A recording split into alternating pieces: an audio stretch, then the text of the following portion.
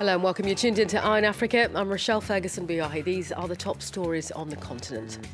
65 journalists and media workers were killed worldwide in 2017. That's according to annual figures published by Reporters Without Borders. We ask how freedom of information is faring on the African continent.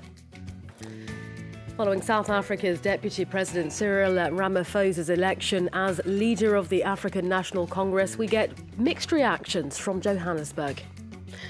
And pulling out all the stops to promote safe sex, a Congolese fashion designer shows off her collection made from condoms that she hopes will combat HIV and AIDS. But first, 65 journalists and media workers were killed worldwide in 2017. That's according to annual figures published by Reporters Without Borders this Tuesday.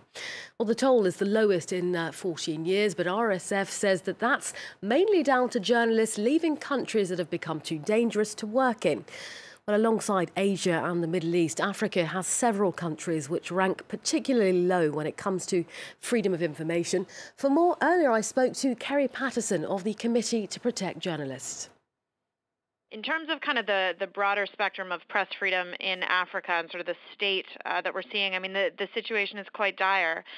In addition to the number of journalists killed, as of December 1st, there were 39 journalists who were jailed for their work across sub-Saharan Africa in 10 countries. That number goes up to 66 if you look at the continent for a whole, with, the worst jailers including obviously countries like Egypt, Ethiopia, Eritrea, and sort of more than just arrests and killings, we're seeing also a really discouraging trend of internet shutdowns. So we've actually seen full shutdowns in countries like Ethiopia, Cameroon, Togo, Congo-Brazzaville, and we're really sort of seeing this clampdown on freedom of expression spread across countries where it hasn't been so common.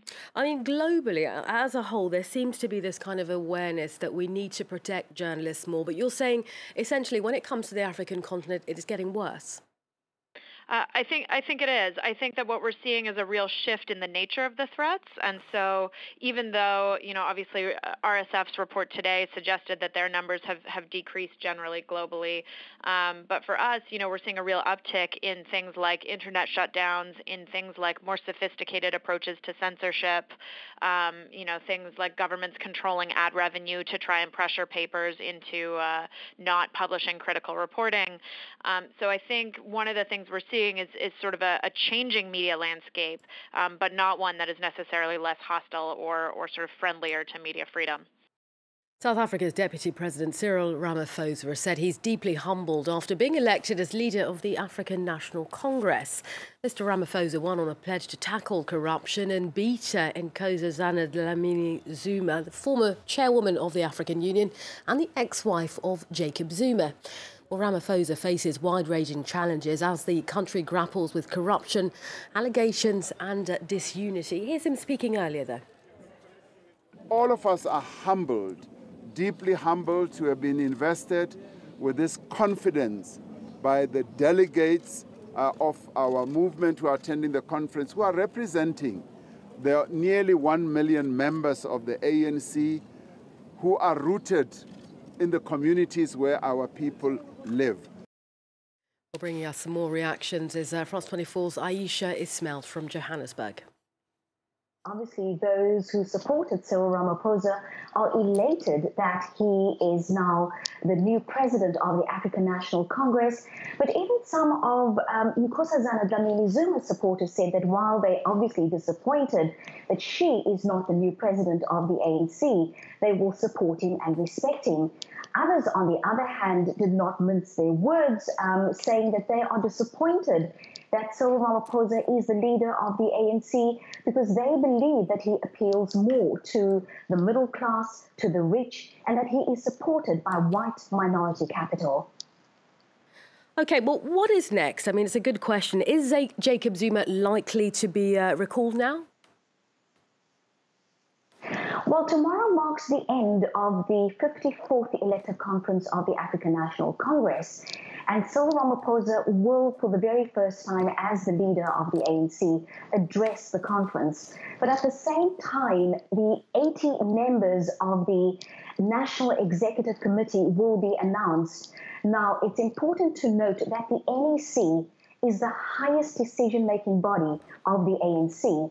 So it will be interesting to see the makeup, the composition of the NEC, because the NEC will in all likelihood also consist of people loyal to Jacob Zuma and those loyal to Nkosazana Dlamini Zuma, which will make it very difficult for Cyril Ramaphosa to usher in new changes in the ruling party, including getting rid of Jacob Zuma ahead of the 2019 elections, because it's common knowledge that Jacob Zuma has become a liability to the ruling party, he's become an embarrassment to the party, and also a liability to the country as a whole. Time now to bring you a look at some other stories that are making headlines. The United Nations has vowed to pursue the Allied Democratic Forces rebels who killed 15 peacekeepers and 5 Congolese troops in eastern DR Congo earlier this month. UN peacekeeping chief Jean-Pierre Lacroix made the promise earlier today as he visited Beni in North Kivu. The December 7th attack was the deadliest single assault on a UN peacekeeping mission in nearly 25 years. Staying in DR Congo, few people turned out for a day of protest today, dealing a blow to opposition's hopes of unseating President Joseph Kabila over delayed elections. Well, rallies were held in several cities, but only attended by a few dozen people. The opposition Union for Democracy and Social Progress had called for nationwide demonstrations. And a debate on extending President Yoweri Museveni's time in power was abruptly adjourned in Uganda's parliament today after some MPs scuffled with police over plates they say prove soldiers had been in the building. The opposition and some members of the ruling party oppose an amendment aimed at removing a constitutional age cap that bars Museveni from standing again. Museveni has ruled for more than 3 decades. Public anger is mounting over corruption, rights violations and poor social services. Now, a Congolese fashion designer is promoting safe sex with a collection of clothes made from condoms that she hopes will help combat HIV and AIDS in the Central African nation. Felicity Luwango started making her condom line 2 years ago. France 24's Clément Bonnereau has the details in this report. Felicity Luwango is no ordinary designer. Her outfits are made entirely out of condoms. A way for her to promote safe sex and raise awareness about the HIV/AIDS epidemic in her country. What motivated me to use condoms to design dresses was the number of people living with HIV in DR Congo. I wanted to send a message and tell people they need to use protection. Felicité started working on her condom-inspired line in 2015. Her designs have shocked audiences, but responses have been mostly positive. The person whose reaction I feared the most was my father. When I showed him one of my dresses for the first time, he was surprised. But later on, he encouraged me, and that gave me strength to continue. The number of people living with HIV/AIDS in DR Congo is among the lowest in Africa, according to UNAIDS figures. But there is often a stigma attached to condom use, as the Catholic Church equates the promotion of condoms to fostering immoral lifestyles, an attitude which even those modelling the design say is changing. I am wearing this dress to show people that they need to protect themselves against the virus and to be careful when they have sex, because they can put their partner in danger. Felicité displays her work in runway shows and exhibitions across the country. She plans to present her collection at the Kinshasa Fashion Week next year. And finally, South Sudanese refugees living in Uganda have been given the chance to showcase their arts and crafts at the first Christmas refugee market held in Kampala. Well, the refugees have been trained in skills ranging from painting and jewellery making and even furniture design. The 2-day event targeted Christmas shoppers ahead of the holiday season, encouraging people both to purchase gifts for their loved ones and promote refugees in the process. Have a listen. Uganda welcomes refugees, and as a Ugandan, I welcome them because as human beings, we're supposed to support our brothers and sisters, irrespective of where they are.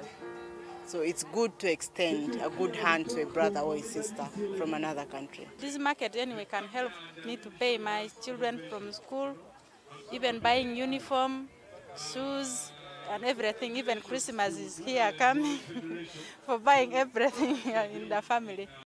Your Eye on Africa team is back at the same time tomorrow. Up next, though, more international headlines. Stay tuned. You're watching France 24.